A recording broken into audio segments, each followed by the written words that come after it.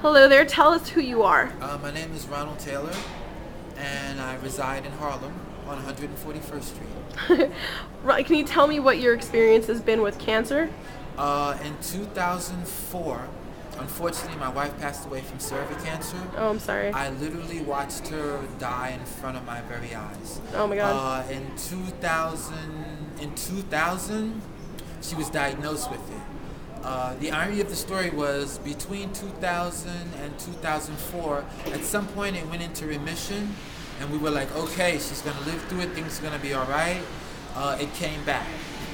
It went back into remission, and then it came back, and it seemed like it came back with more of a vengeance.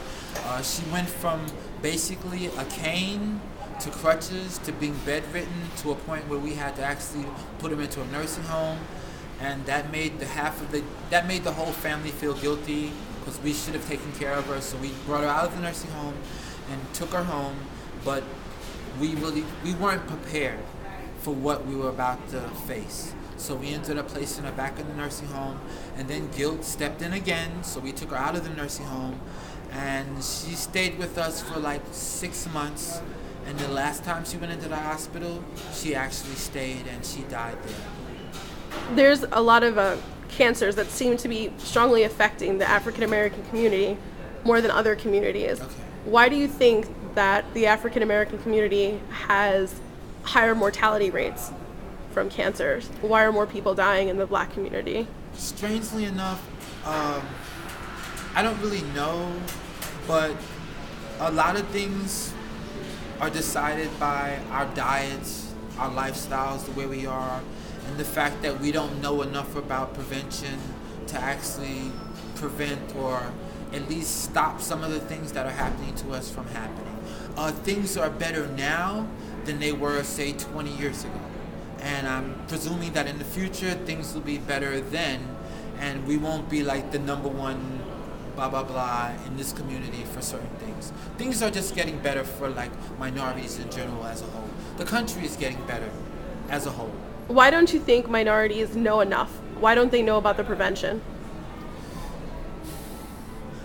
We're so plagued with the economics of life that as far as my health, I don't really have time for that. I need to make more money. As far as blah, blah, blah, I don't have time for that. I need to make more money. So we've got like one or two things basically in our mindsets. We need to make more money so we could have this, so we could be like them or be like other people. So we won't be like in the minority that we are.